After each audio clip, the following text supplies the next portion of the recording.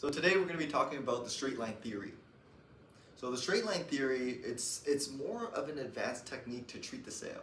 So the straight line theory was originally invented by someone called Jordan Belfort, very famous salesperson, and we're going to talk about it. Okay, how to treat the sale, what it kind of looks like, and we'll get into it. But the topic of today is the straight line theory. Okay. So before we actually go into the straight line theory, we're going to talk about, what it is. Okay, so the straight line theory requires a couple of things. So number one, it requires you to treat every sale the same. Okay. Now this is weird. The reason why I say that is because you're probably thinking to yourself, I talk to lots of different customers every single day, right? Different personalities, different people. What if the customer asks me different questions? The straight line theory basically says every single customer that you talk to, treat it exactly the same. The structure that you use needs to be the same. Okay, so that's number one. Number two is you need to have control of the conversation. You need to have control of it. If you don't have control of the conversation, it's not the straight line anymore. So the straight line basically says this. You treat every single sale like it's a straight line. Okay? For example, right, the structure that we use is we use the AOS. Starting from the approved opening statement to your closing, this needs to be exactly the same.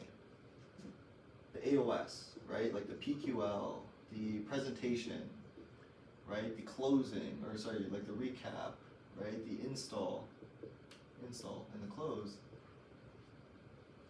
The straight line theory says this represents the perfect sale. This is when you talk to the customer and you receive no objections. They're staying on topic. Every single question that you ask, they answer. Every time that you present, they're listening. This represents the perfect sale. Perfect sale. Now, in reality, this is not the case. Okay, the customers are going to pull you off of the straight line. Right? So let's say you start off your pitch, you say, hey, my name is Norman, I'm stopping by with TELUS. That's you following the straight line. Now, naturally, the customer is actually going to pull you off of the straight line. Pretend this is an objection. Okay? A lot of times what I see is people give the customer control of the conversation. I say, hey, my name is Norman, I'm stopping by with TELUS. Customer says, I'm not interested. The reason why I'm not interested is because I hate TELUS. I had a really bad experience in the past. And it pulls you so far off of the straight line where you're actually going to infinity. You're going to the moon. So the straight line theory says we need to pull it back down. Once that customer pulls you off of the straight line, they don't know. They're doing it by accident. You need to pull them straight back to the straight line. Let me give you an example, okay? The way that we objection handle, we only have one line that we use every single time that we objection handle a customer, right? We say, I hear you. I hear you. The only way that we're going to earn your business,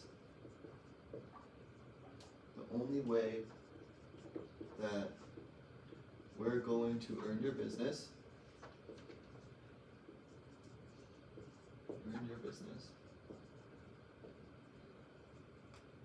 is if we save you money,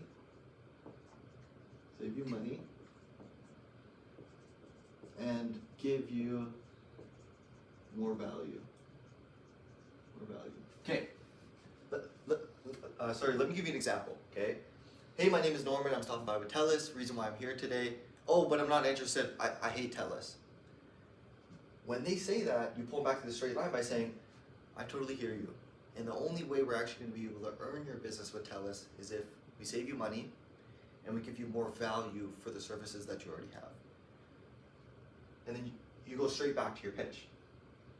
Okay? And every single time the customer pulls you off of the straight line, you bring them back.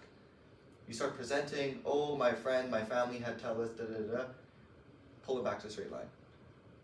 Oh, I need to talk to my partner, pull it back to the straight line. Right?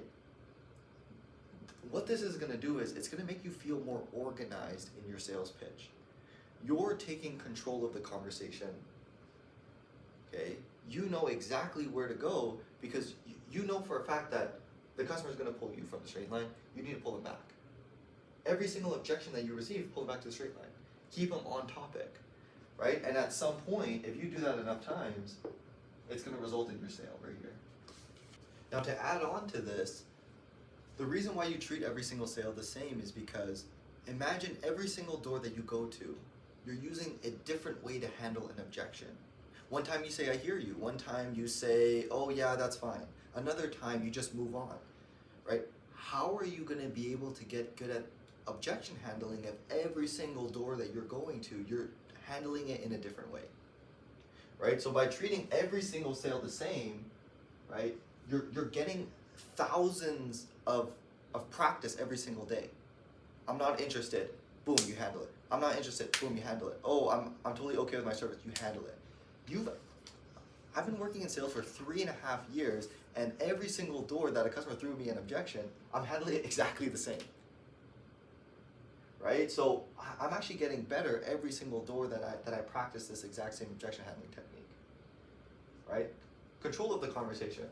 You want to have control over the conversation because this is your sale. The customer is not going to lead you to closing themselves. You need to do it. You need to take control of the sale. You need to take control of where the conversation goes.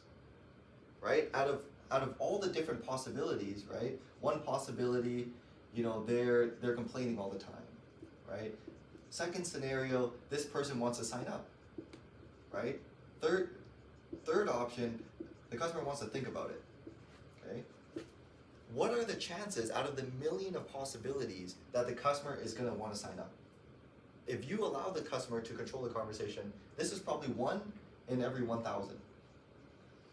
The customer is going to close themselves. Okay? Now, the last thing I want to touch on is when the customer pulls you off of the straight line and you objection handle them, I hear you, the only way we're going to be able to earn your business is if we save you money and if we give you more value for the services you already have. Now, what do you have with Shaw? Is that TV, internet, home phone? Right at that end part right there, what I did was I continued the conversation. I kept asking questions. I want you to remember something very specific. He who asks the questions controls the conversation. If the customer is asking the questions, they're controlling the conversation. He who controls the questions controls the conversation.